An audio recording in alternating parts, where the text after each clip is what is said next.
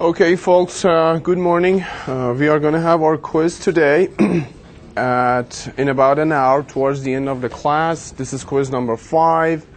It will be covering isolated DC to DC converters. And as most of you guys know, actually I had a few questions through emails that what is an isolated converter?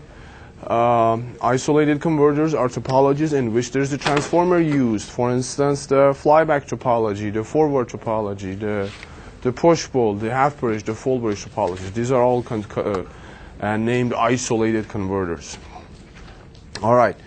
Before we get into our lecture, do we have any questions? Okay. So what we did last time was we started this new chapter, which is chapter number 8. The topic of the chapter is inverters. The applications are whenever you have a DC source, for instance, a solar panel, a fuel cell, a battery in a hybrid vehicle, something like that, and you want to invert that energy to an AC kind of a form, like an AC voltage waveform, or an AC, more importantly, current waveform, like you want to send power back to the power grid, or you want to drive a particular electric motor, something like that, an AC electric motor.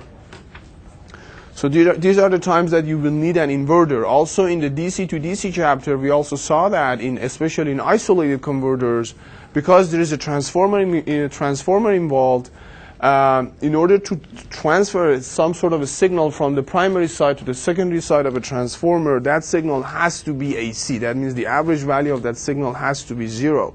So for instance, in the full bridge converter, DC to DC converter, we converted the DC source into some sort of an AC signal, then passed that through the transformer, and then rectified that to get a DC output. So these are all applications for inverters. Now what we are going to talk about first, or we started talking about first, is the single-phase inverters. Then later we are going to talk about three-phase ones. And we started with a very simple switching scheme. So the topology looks like what we have, for instance, here. Let me just draw this other one. So it looks more like an H-bridge. So you have basically switches number 1 and 2 working together. Simultaneously you turn them on and off, and then switches 3 and 4 as well. So if you turn, for instance, S1 and S2 on at the same time, you are applying VDC or VIN into your output voltage. If you turn S3 and S4 on, you are applying negative VDC or negative VN on your load. Now, there might be a possibility of applying 0 to your load, and that is when you turn S1 on and S3 on together. That means you're kind of short-circuiting your load and source is not engaged at all. Or you can achieve the same thing by turning S4 and S2 on together. So you're kind of applying like a short circuit over here. So generally speaking, we can apply positive VN or negative VN or 0 across our load. The first switching scheme that we analyzed or studied does not even use the 0 case one. It only applies for the first symmetrically for the first 50% of the time, the switching period, it applies VN to the load, and for the remaining it applies negative VN to the load. So technically, if you look at your output voltage waveform, it looks like this. So 1 and 2 are on, VN is applied to the load, and then here 3 and 4 are on, negative VN is applied to the load. So this would be your output voltage, and it's absolutely symmetric, meaning that the first one is 50% and equals to the second actually part. We also studied, so this is just how our output voltage is going to look like. Now, the question is, what if we have an RL load in the system, which is a lot of times that's the case. The R and L are kind of representing the windings of some sort of an electric motor in most cases, or the impedance of the grid that you're trying to send energy to. So if you have RL load, we did the analysis, and the current looks like something like this. It's like in each sub-interval, it's like an exponential term, that it's symmetric. And we looked at, for instance, the average value of this, the waveform of the input current, those kind of waveforms. So this is what we did last time. Also, because everything is periodic over here, and in the end we are going to end up dealing with some AC signals, it's actually sometimes more convenient to look at the Fourier series of these signals. And when it comes to, for instance, power calculations, or if you are trying to study the frequency spectrum of our signal or the RMS value of our signal, sometimes this Fourier series comes in handy. So what we did last time was we broke down this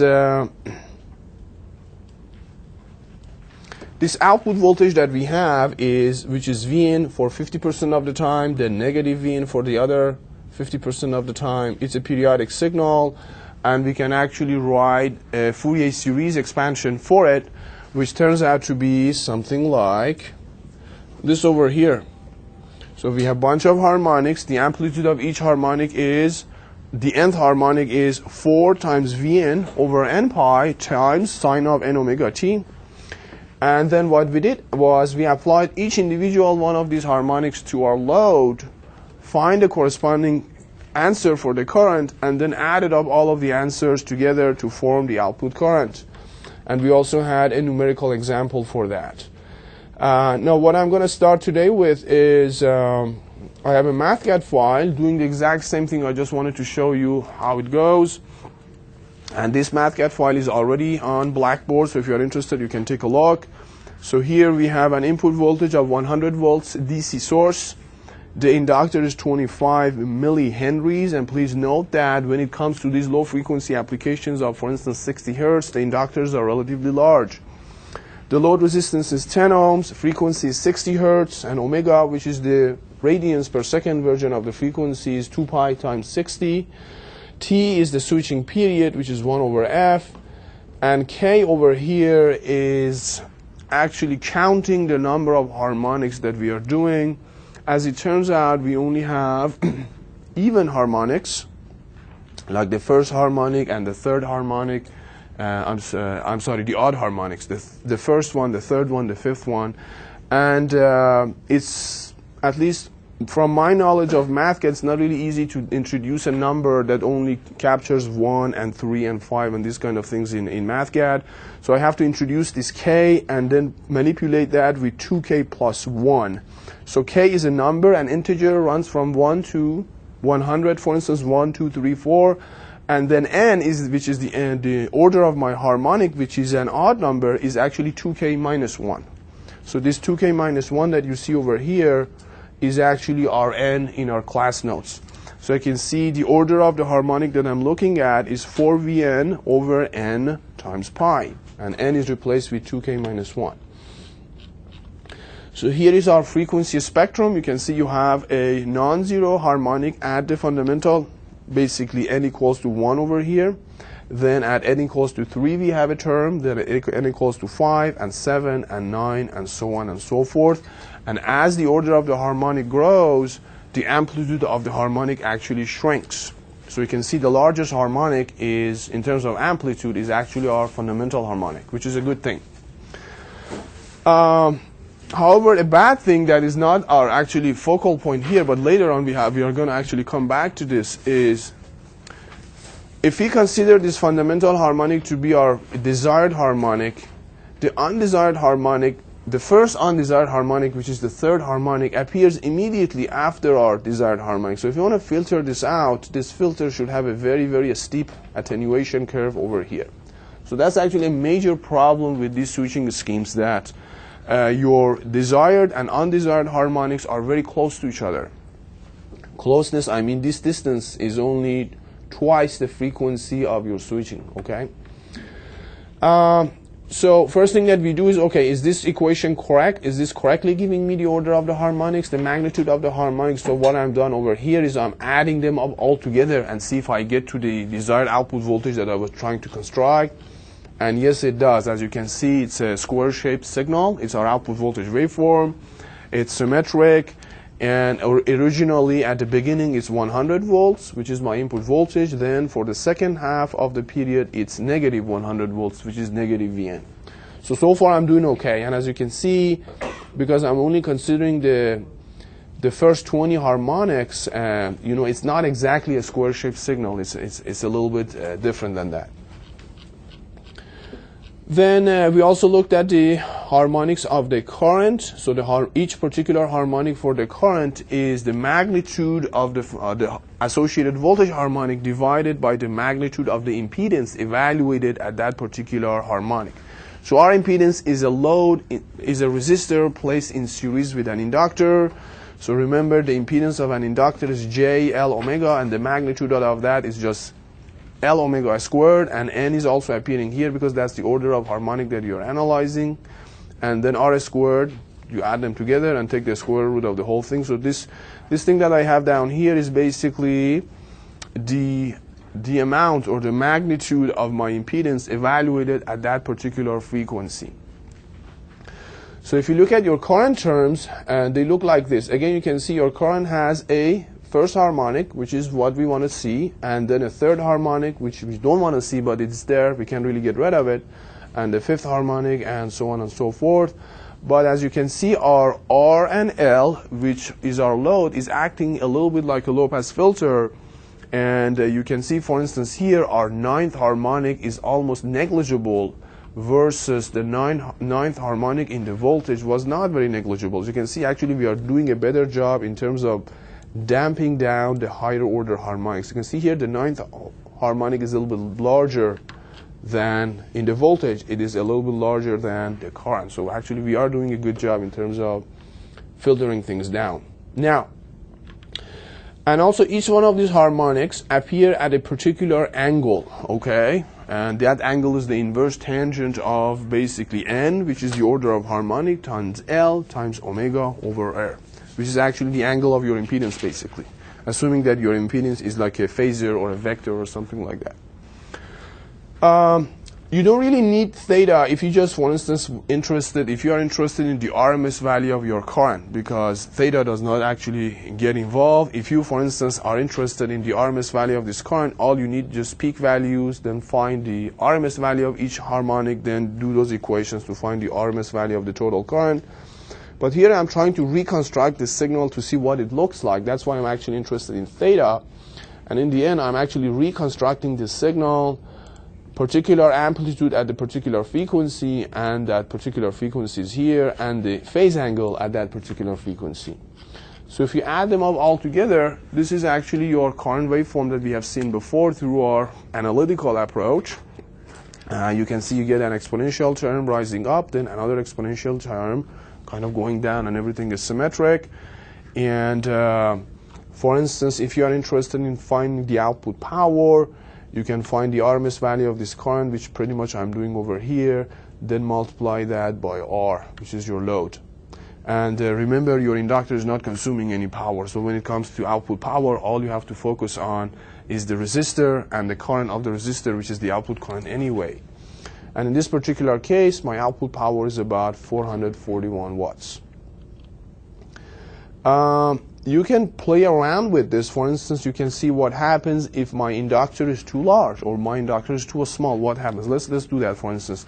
Let's say we make our inductor even larger than 25 milli. Let's make it 10 times larger, 250, and see what happens to our current. Our current turns into more like a triangular waveform, kind of the approaches that we have seen in the earlier Bach and Boost and those kind of topologies. And that makes sense because if you increase your L, you're actually increasing the time response in the system. And this is an exponential term, but you're only focusing on a very small portion of this exponential term during which it looks more like a straight line. And if you look at your power, you can see because the peak-to-peak value of the current has decreased, that also makes sense because the overall impedance has increased, because L has increased, your power is actually only 10 watts now. So like increasing L is like going towards almost like an open circuit kind of a load, which doesn't consume much power. You can make your L actually smaller and see what happens. So let's make originally it was 25 millihenries. Let me make it 10 times smaller, 2.5 millihenries, and see what happens. And you can see your output current moves towards a square-shaped kind of a current. And that also makes sense, because if you make your inductor smaller and smaller and smaller, as if you're removing your inductor, you only have one resistor as your load. And therefore, the voltage, output voltage, and the output current are going to look a lot like each other. Because the output voltage is a square shape, therefore your output current is also a square shape. And if you look at your power is about 1,000 actually watts. And that is because your output voltage is 100 in positive and negative areas, 100 and negative 100. If you look at the RMS value of the signal, it gives you 100, and then divided by R, which is 10, gives 100 squared over 10 gives you about 1,000 watts. So the numbers actually all match with each other. I didn't play around with the value of the load because it doesn't matter. You can change L or R. In any case, you are changing L over R, which is your time response. So basically, you can do the same thing with changing the load and see what happens. All right, any questions so far? Okay. So one problem associated with this topology is if, let's say, your load is constant, let's say your load resistance is constant, like 10 ohms, and your inductor is already predetermined. You can't really have a variable resistance inductor over there. It's 25 milli. But at the same time, you would like to change, so you can see everything is pretty much fixed, and the power that you're delivering to your load is fixed, like only 404 watts. Now, let's say you are, for instance, this power is ultimately going to an electric motor, and ultimately it's going to turn into the speed of your electric motor. And let's say you want to, for instance, change this power. Instead of 444 watts, 41 watts, sometimes you say, I just want to send 300 watts. So, I mean, depending on your load. Or in other words, you're trying to control the speed of that electric motor that you're driving. Now, what are you going to do? With this switching scheme, you can't do anything because everything is pretty much fixed. Your switching scheme is fixed. 50%, the first 50% apply Vn, the remaining 50% apply negative Vn. And R is fixed, L is fixed, therefore the power is fixed. So you don't really have anything to play around with when it comes to controlling the speed or the power that is being delivered to your load. All right. In order to address this issue, the second switching scheme comes in mind. And that is, remember, we also had a zero output voltage possibility that we never used. So maybe if we introduce that zero interval into our output voltage waveform, you can actually control the amplitude of the fundamental harmonic of the output voltage. Therefore, ultimately, you can control the amount of power or the amplitude of the fundamental harmonic of the current flowing through your load. So that actually leads us to this switching scheme, which is called amplitude control. Well, this is an A. Amplitude control of square wave inverters. So far what we have seen is just do this, divide your period into two equal segments. In the first segment just apply Vn, and in the second segment apply negative Vn. And everything is fixed, we don't have any control. Now you can do something even extra and introduce a little bit of a zero to your output voltage in a symmetric way. All right? So this is one period. So from here to here is one period. That's omega t equals to 2 pi. So remember, on my time axis, actually on my horizontal axis, I have omega t, and it's not exactly time. So this is one period, and this is half of that.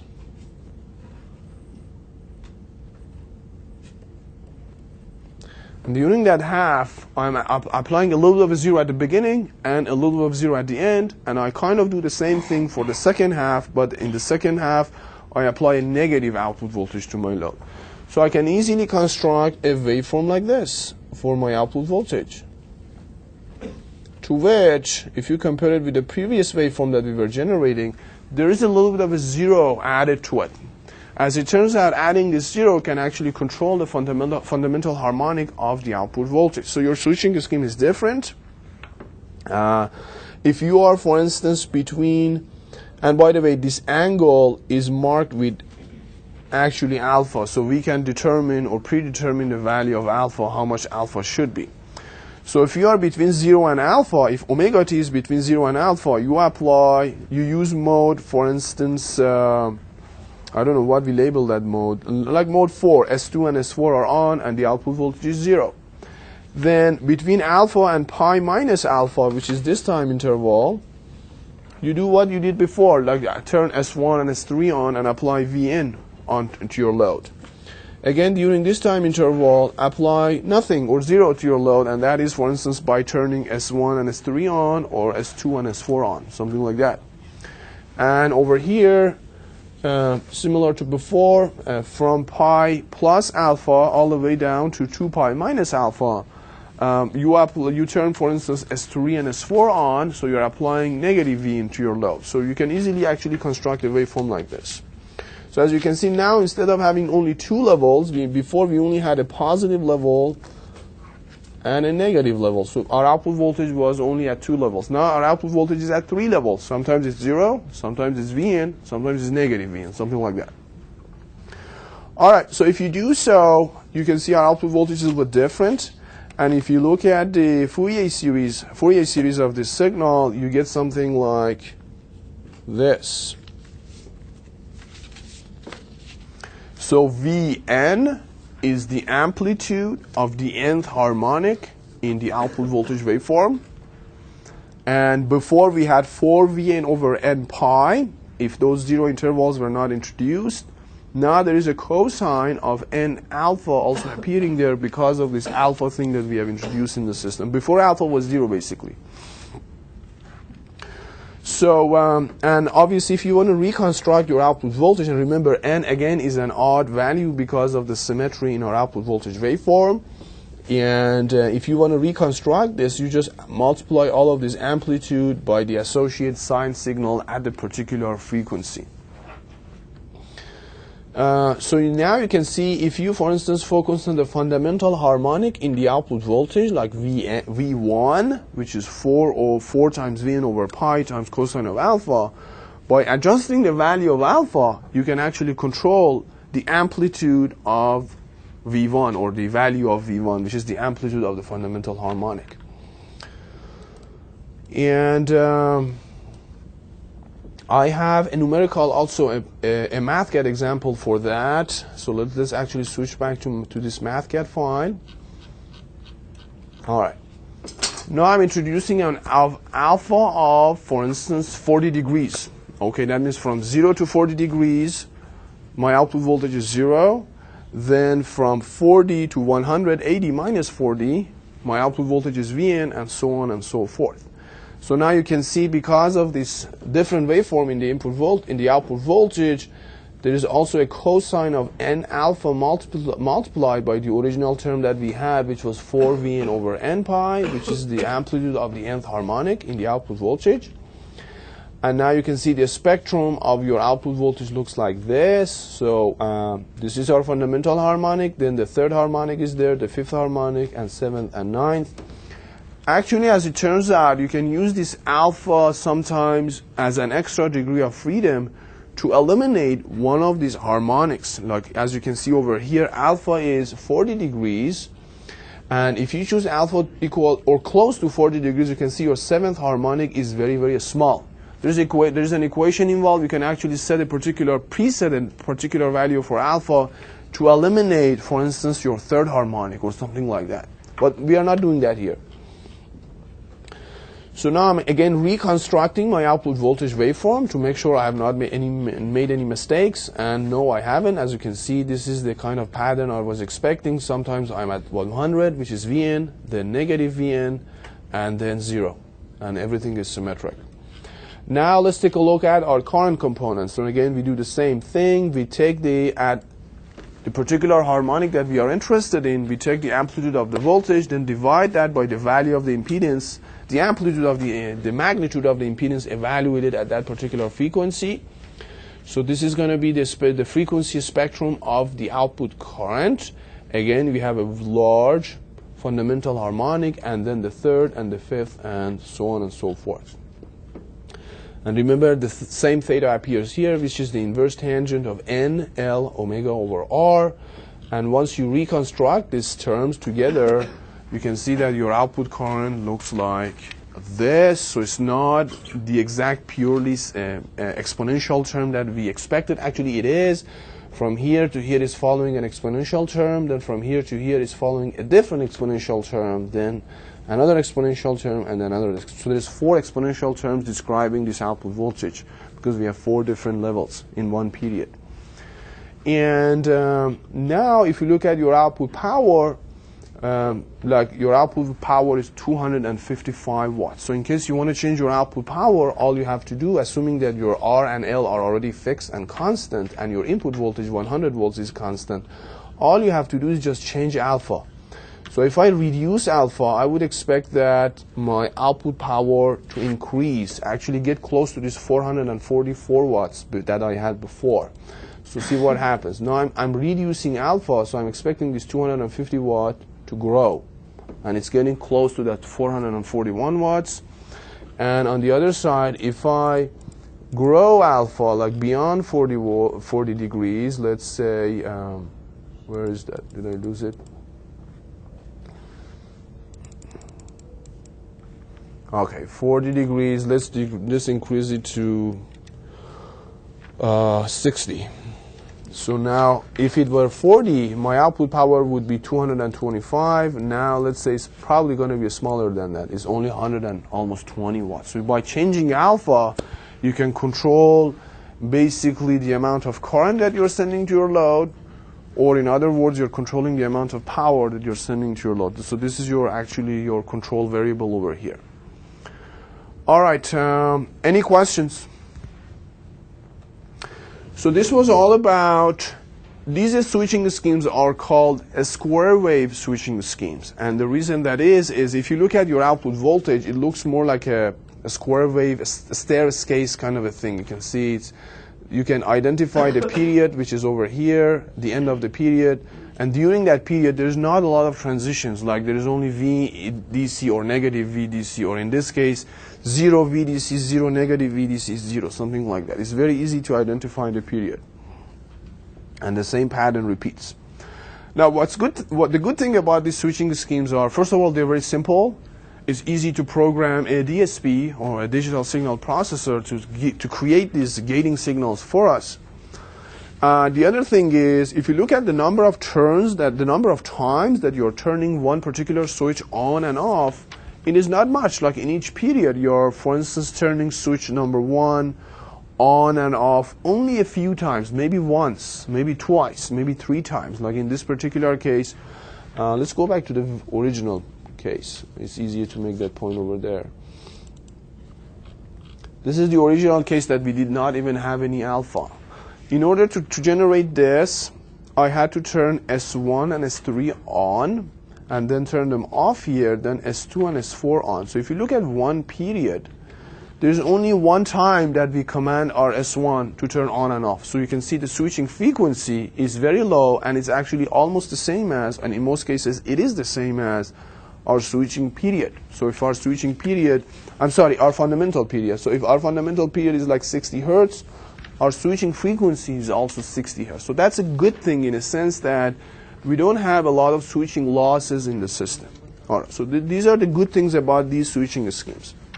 What are the bad things about these switching schemes is, if you look at your output current, it doesn't really look like a sinusoidal current, because ideally when you are trying to integrate something with the grid, or you want to send some sort of a current to an electric motor, the closer those current waveforms look like a sinusoidal current waveform, the better job you're doing. So actually we did have a numerical example in terms of the total harmonic distortion in the output current, and I think it was about 16% or so. So let me see where it was.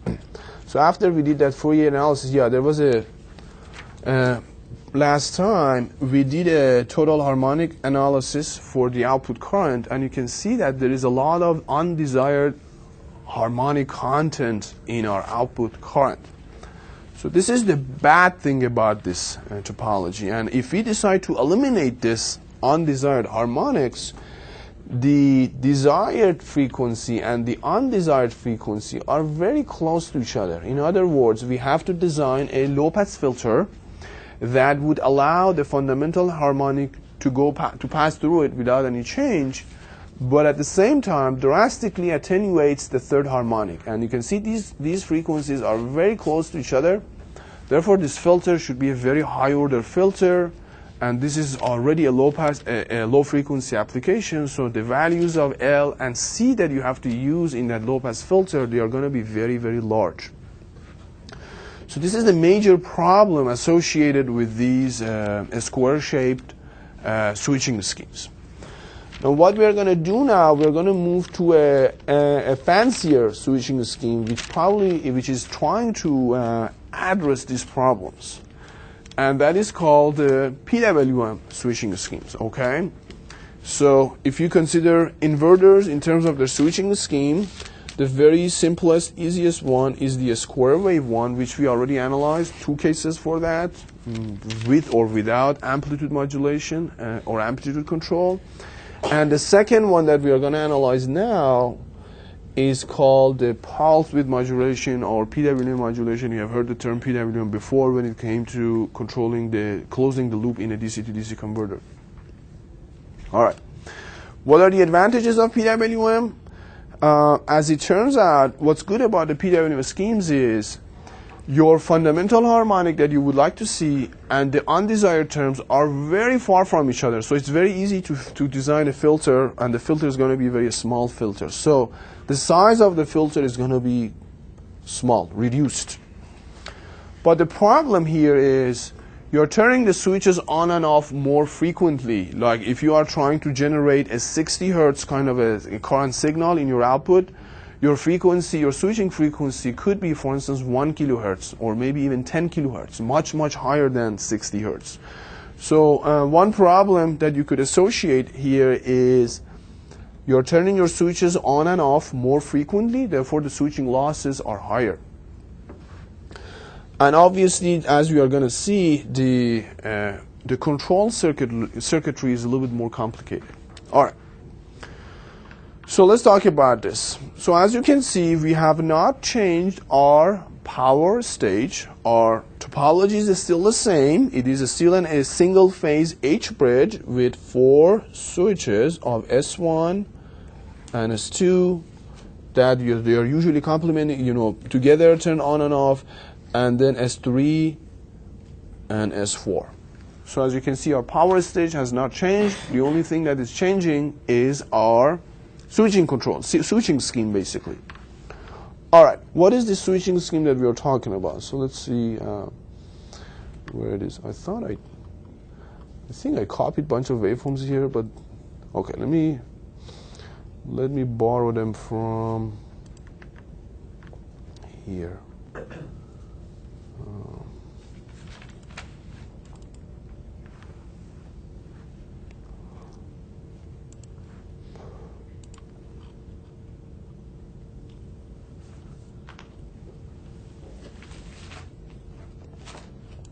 All right.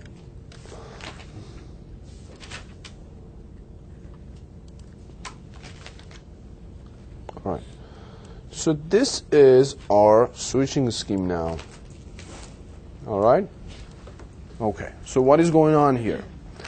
We have 2 signals, and our switching basically decisions are made based on the intersection of these 2 signals. One of these signals is a triangular waveform. As you can see over here, this triangular waveform. All right, something like this. And it's a fixed frequency kind of a signal. It's symmetric in a sense that this height is the same as this height. And obviously, it's periodic in a sense that this time interval is exactly the same as this, is exactly the same as this, is exactly the same as this. Okay. All right. This signal is called the carrier signal. Actually, yeah, there is a carrier notation here. So it's a relatively high frequency, for instance, 1 kilohertz, 10 kilohertz, 5 kilohertz, triangular waveform. And then we have a reference signal, which is actually a sinusoidal signal. All right, so this is a reference signal. And it is actually low frequency, and the frequency of this reference signal is determining the frequency of the fundamental harmonic of the output voltage. So this is our reference signal.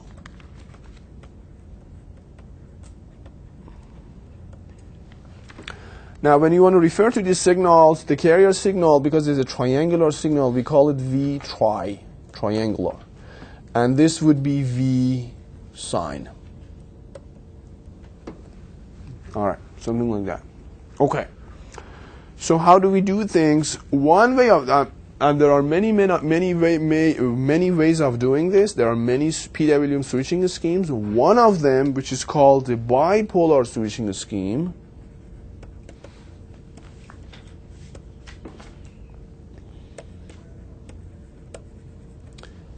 is this. If the sine waveform is larger than the triangular, let me repeat that. If the triangular waveform is sticking out of the sine waveform, for instance, somewhere around here, you can see in this interval, the triangular waveform is larger than the sine waveform, okay? Because the sine waveform is just this much, and the triangular is actually sticking out. During that period of time, turn S3 and S4 on, and when you turn S3 and S4 on, you're applying negative Vin to your load. So during that time interval, we have negative Vin. All right, something like this. Otherwise, apply V into your load. That means otherwise apply a turn S1 and S3 on. Like otherwise means, for instance, in here you can see my sine waveform is larger than the triangular waveform.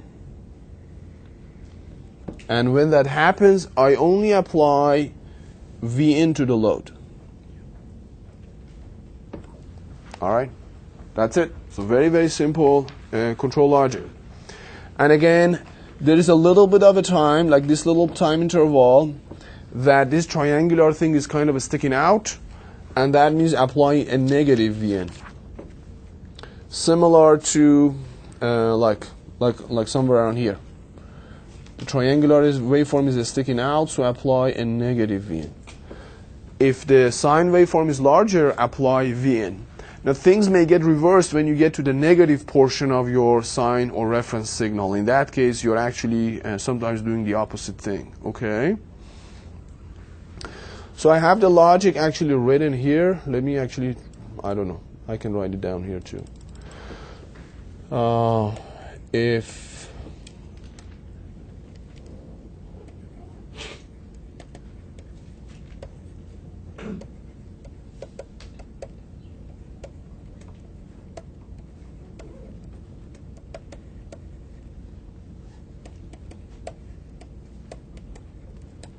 all right, so this was one of them. There are two rules. One, otherwise,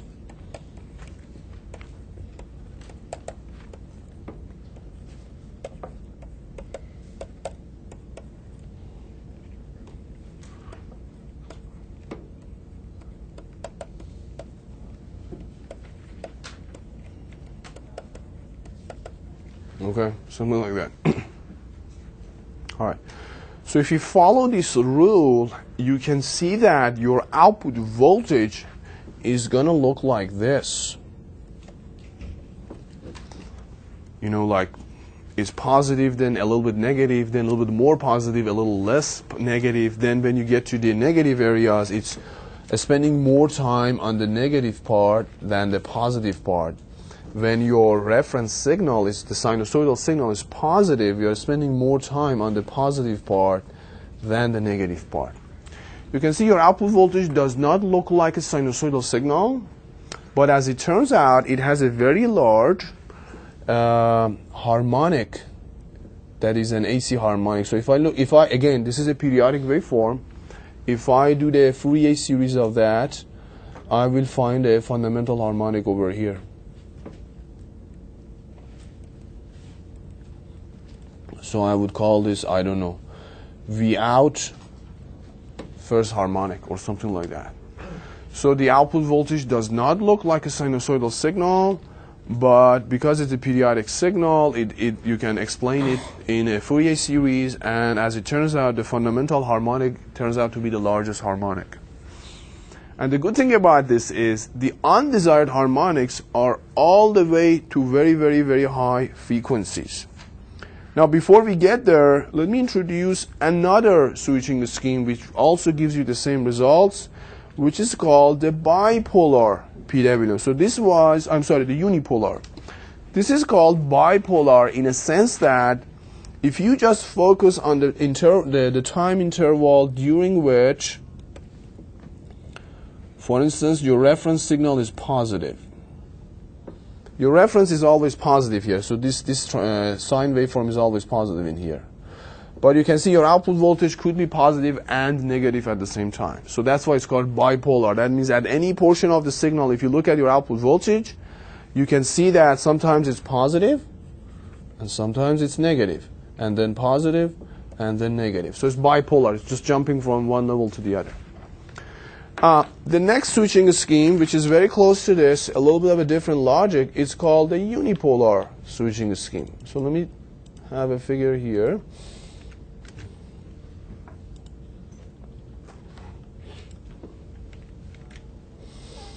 All right, let me make it a little larger. All right, so this one is called unipolar switching scheme.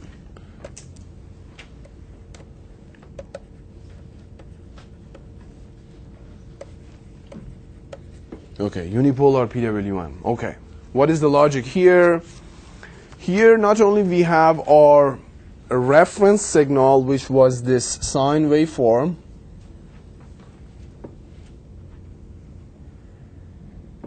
we also have the negative of that, which is negative sign, obviously.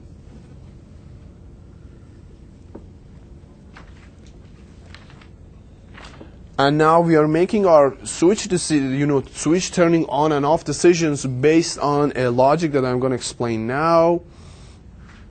And this is how it goes. So let me just write it down here, and then we can take a look.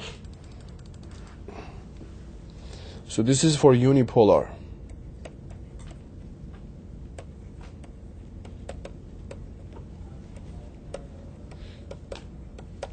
If V sine is greater than V triangular, turn S1 on.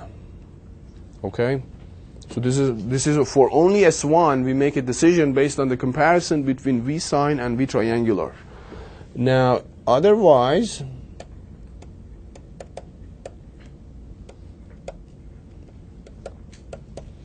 turn S4 on. Okay. Now, what about S2 and S3? Those decisions are made based on the comparison between negative V sine and V triangular.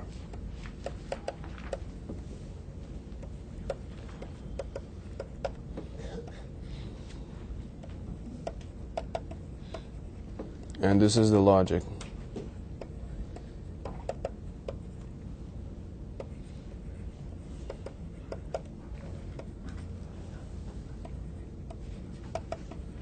Okay. So now we have 4 kind of different rules. For each individual switch, we have a rule basically. So let's see what's going on. For instance, let's focus on, let me erase this a little bit.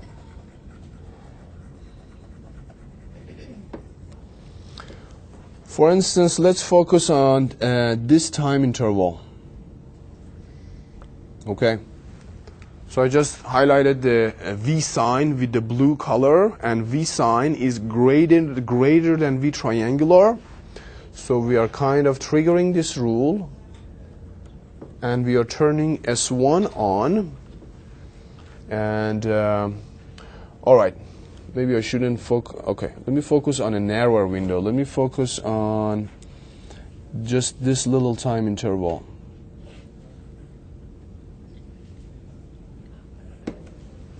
All right, just this little part.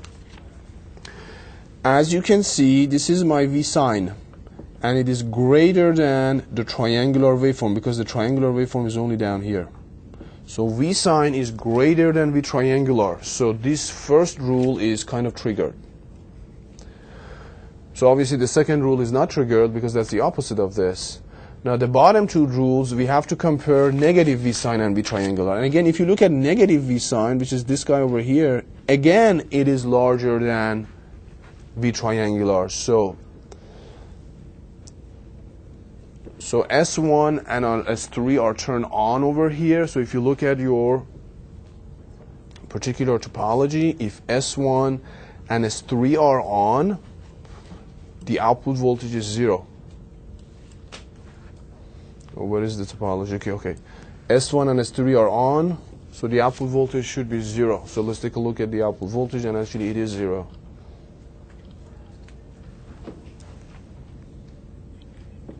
Okay. So you can actually break this down into each little sub-interval and actually see how your output voltage looks like. And this is going to be your overall output voltage waveform. And it is called unipolar because when your reference is positive, you're switching between 0 and positive VDC. So you can see you're switching between 0, positive VDC, 0, positive VDC, 0, positive VDC. But when your reference is negative, which is actually over here, then you're applying between 0 and negative VDC. So 0, negative VDC, 0, negative VDC. All right, so it's unipolar. If you focus on one portion of the signal, you don't see both polarities. You only see 0 and positive or 0 and negative. So that's why it is called unipolar. Again, it does not look like a sinusoidal signal, but if you do some Fourier analysis, you see that it has a large fundamental harmonic in itself.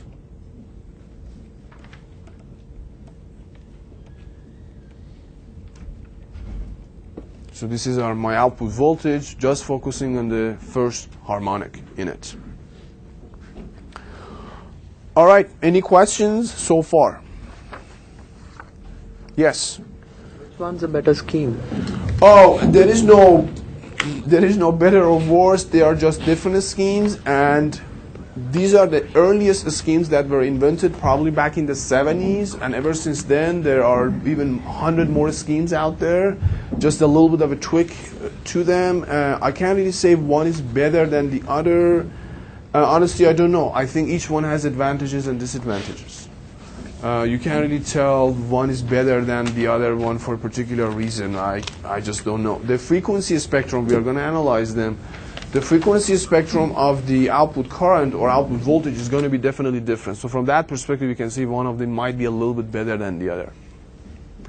But no significant difference, as long as at least this course is concerned. Other questions? So if you, for instance, a PhD student back in the 80s, and like your basically PhD topic could be, looking at, remember those days the computers were not as good as they are now, looking at the, for instance, analytical approaches to obtain the frequency spectrum of these signals, and it's actually quite a cumbersome kind of a work. Well, I'm glad we are not in those years, so we have computers these days. You can easily find the frequency spectrum of these signals, and we want to actually take a look at them. But before doing so, we have to make a bunch of definitions, okay? One definition is called the M sub F, the frequency modulation ratio, M sub F, M modulation, F frequency, and that is the ratio between the frequency of the carrier to the frequency of the reference. Carrier was the triangular waveform, reference was the sine waveform, and MF is a relatively large number. For instance, it could be 17 or 15, or like in this example that we have, you can see we are looking at one period of the reference, but at the same time we have 1, 2, 3, 4, 5, 6, 7, 8, 9 repetitions of our carrier. So in this particular example, MF is 9. And as it turns out, this is like a simplified version of that, because if you choose an MF that is larger, it's really hard to draw it here and actually explain things, because things are going to get very close to each other. So practically MF is actually even larger than 9. It could be, for instance, 19 or 17 or 35 or 33, and it is usually an odd number, and we are going to tell why. So one of them is MF, the frequency modulation ratio. The other one is M sub A, amplitude modulation actually ratio, and M again modulation, A amplitude, and that is actually comparing the amplitude of these two signals. So how much was the peak value of my reference, then divide that by how much was the peak value of the carrier signal. So again, going back to this figure, basically we are saying measure this amplitude and then divide that by the amplitude of the triangular waveform. And it's usually a number that is less than 1, meaning that otherwise, if you choose your sinusoidal signal to be very high amplitude, like something like this, there's not a lot of cross points between your triangular waveform and your sinusoidal waveform. So there's no point of increasing this MA to values larger than 1. It's usually below 1. But sometimes there are applications that you may want to push it up. So remember, MA is a number usually less than 1, between like 0 and 1. But MF is usually a number that is greater than 9 or 11 or 13 or something like that.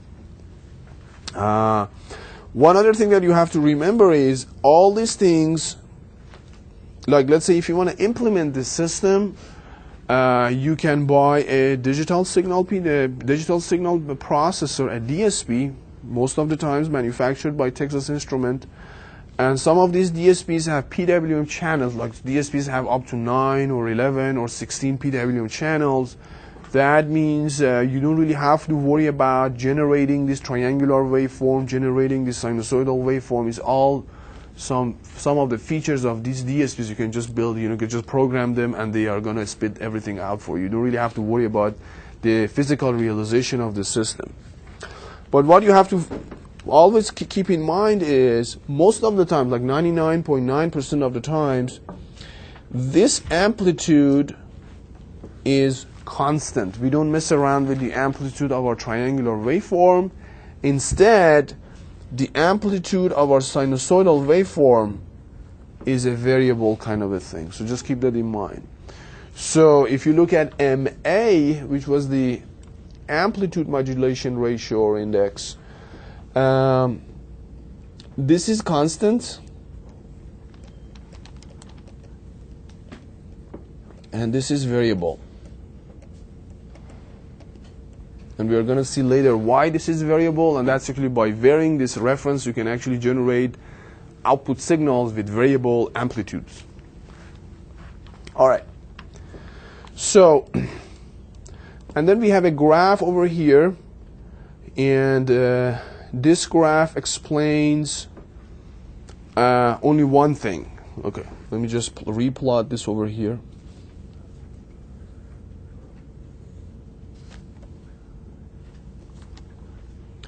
Let's say you have already predetermined MF, which was the frequency modulation ratio, like to 17 or 15 or so, to a large number. Like 17 is a large number. And you are using MA as a variable. MA was the difference or ratio between the amplitude of those signals. And then on your output voltage, you do like some sort of a Fourier series analysis and look at the fundamental harmonic in your output voltage and then normalize that by the DC value of your input voltage.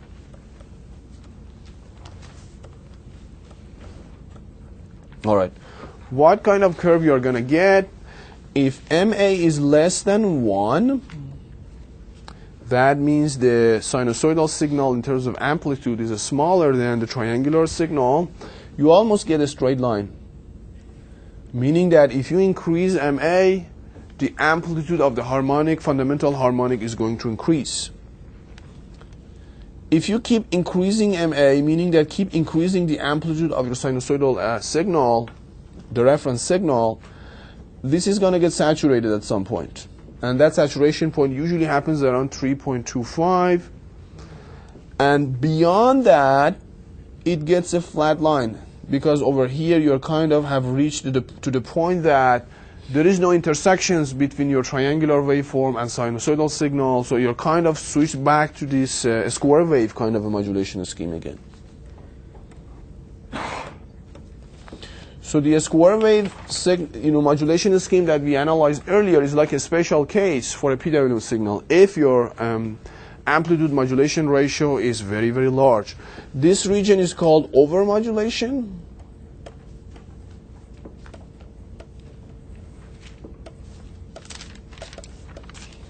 And this region is called, obviously, linear region. And if you are interested in how much is this value, it's actually 4 over pi. All right, something like that. And obviously this is 1. All right. So we are going to actually go into more depths next time on this, and that is, this is only focusing on the amplitude of V1, and V1 is the fundamental harmonic in the output voltage. Then we are actually, next time what we are going to do is we are going to look at other harmonics that appear in V1, and as it turns out, like if you actually look at the frequency spectrum, there is some undesired harmonics here, there are some undesired harmonics over there, and the good news is they are way far from each other, so it can easy to filter them out. Alright, so that's what we are going to do next time. Let's get to our quiz. So this is going to be quiz number 5.